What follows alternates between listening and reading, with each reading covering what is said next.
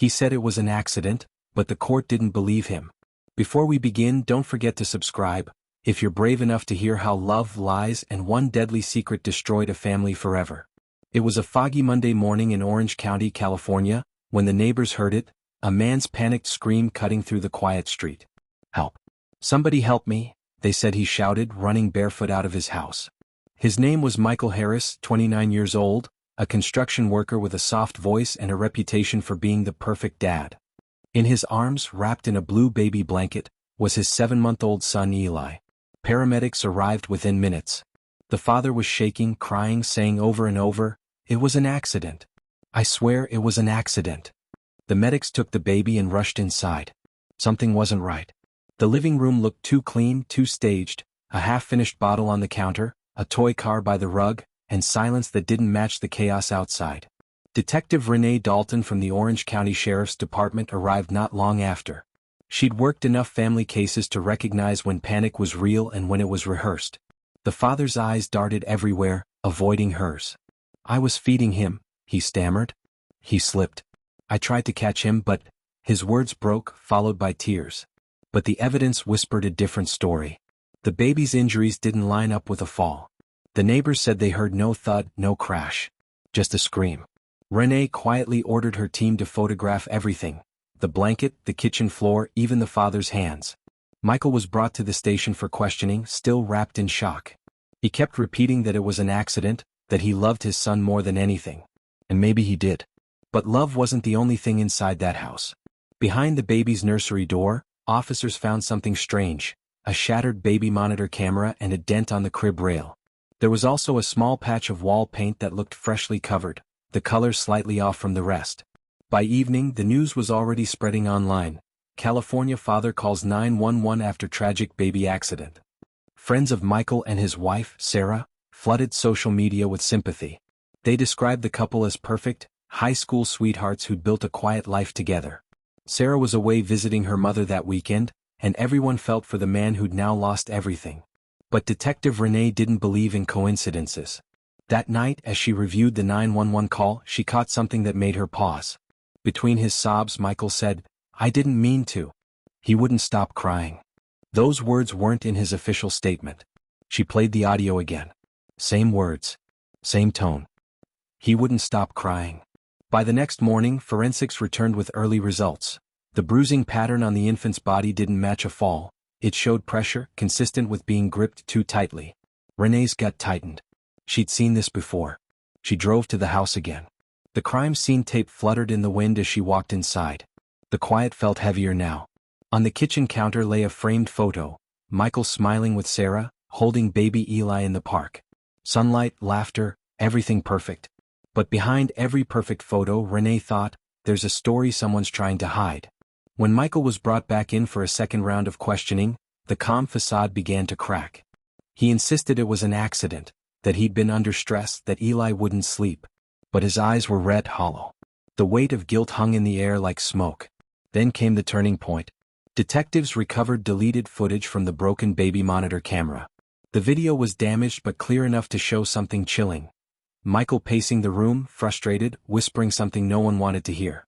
The footage ended abruptly, cut off by a hand reaching toward the lens. Detective Renee leaned back in her chair. The story of an accident was about to unravel, and the truth, darker than anyone expected, was finally starting to breathe. If you're still here, you're already deeper in than you think. Hit that subscribe button, because the lies in this story are only just beginning to unfold. Detective Renee Dalton had seen her share of liars, but something about Michael Harris was different. He wasn't the cold, emotionless type. He looked broken, terrified, almost convincing. But the evidence was louder than his tears. The next morning, Renee met with the forensics team. They'd recovered most of the deleted baby monitor footage, and though the sound was glitchy, the video was clear enough. It showed Michael in the nursery holding Eli, pacing in slow circles. His voice came through in fragments: "Please stop crying, please just sleep." Then his hand covered the lens and the video cut to static. The timestamp matched the 911 call, within minutes. Renee stared at the frozen screen. "Accidents don't hide cameras," she muttered. At the same time, Sarah Harris, the baby's mother, returned from her mother's house, unaware of the full truth. When detectives told her what had happened, she collapsed. Michael would never hurt him, she whispered, her voice cracking. He loves Eli. But when they showed her the damaged footage, her hands began to shake. That camera, I didn't even know it was broken. In her statement, Sarah revealed something that shifted everything. Michael had been under enormous stress. He'd lost his job a month before, had started drinking at night, and hadn't told her. He said he wanted to be strong for us, she said softly. He never asked for help. Renee's team pulled financial records. Overdrawn accounts, late bills, even pawn shop slips. The image of a stable, loving father was unraveling into a man on the edge. But still, motive wasn't proof. They needed a confession or a clear link. Days later, the autopsy report came back. The medical examiner confirmed what Renee feared. The baby's injuries showed deliberate pressure, not a fall. But the final line in the report chilled her. Timing of trauma is inconsistent with father's reported events. In other words, the baby had been hurt hours before Michael's call. That evening, Renee watched from behind the interrogation room glass.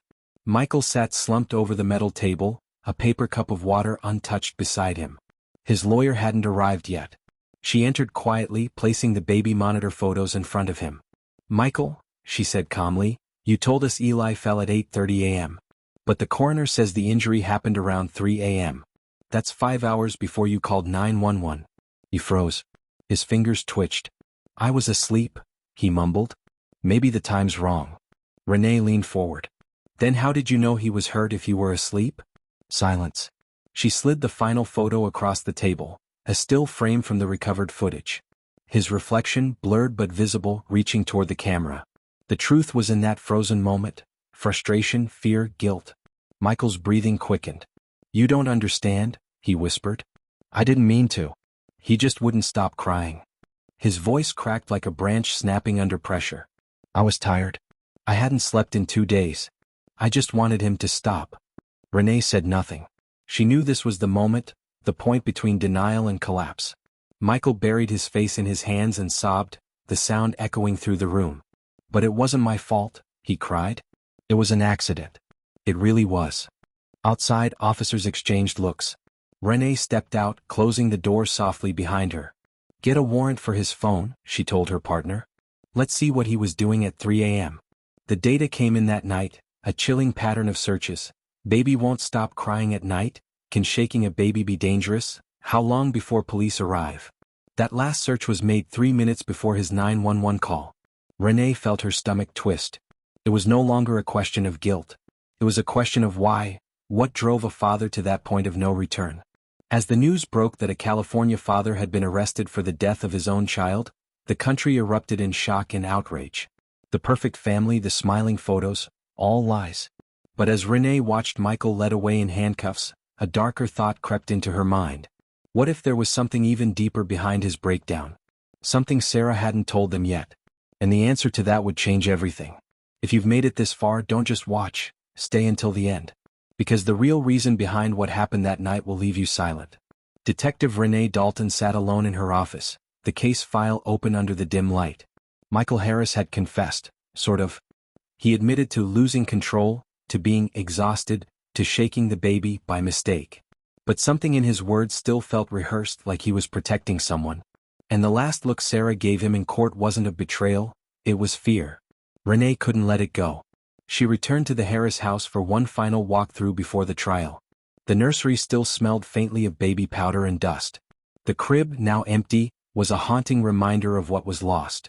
As she studied the room again, she noticed something odd, faint scratches on the inside of the nursery door. Not random but patterned. Like someone had tried to force it open from the inside. She called for a forensics tech. Recheck this wall, she said, pointing to the freshly painted section. When they scraped the surface, they found something hidden beneath the plaster. The faint outline of a small hole the size of a screw. Behind it was a tiny built-in microphone, disconnected but still wired to a power source. Someone had been recording inside that nursery. Back at the station, Renee confronted Sarah with the discovery.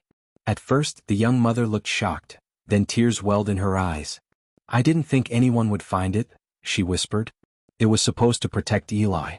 Sarah explained that months before she'd installed a small hidden microphone after noticing strange things. The baby waking up crying, Michael yelling when he thought no one could hear. She had recorded several nights but deleted the files out of fear, not wanting to believe what they revealed. "He wasn't always like that," she said, trembling. "He changed after he lost his job. He scared me." "Do you still have the recordings?" Renee asked. Sarah hesitated, then nodded slowly. "There's one. The night before it happened." The file was only 2 minutes long. Static filled most of it, but then a man's voice came through, Michael's, tired and angry. "I said stop crying, Eli. Please, just stop." Then a muffled sound and silence. Followed by his sobbing, "I didn't mean to, please wake up." Even Renee, who'd heard everything in her career, had to close her eyes for a second. The room went still. When they presented the recording in court weeks later, the entire courtroom was silent. Sarah sat at the back, face pale, clutching a photo of her son. Michael didn't look at her once. He just stared at the floor as the judge read the sentence. 32 years in state prison. Outside the courthouse, reporters swarmed, cameras flashing, headlines exploding across every screen. "California father sentenced for infant's death, claims it was an accident." But for Detective Renee, the story wasn't about punishment anymore. It was about the quiet signs people ignore, the small cracks that widen until everything collapses. Months later, she received a handwritten letter from Sarah. Inside was a single line. "I wish I had left when I saw the first bruise." Renee folded the note carefully and placed it inside the file before closing it for the last time. Outside, the sun was setting over the Orange County skyline, casting long shadows across the city, the kind that hide the truth just long enough for tragedy to find its way in again. Some stories end with justice. Some end with regret. But this one ended with silence.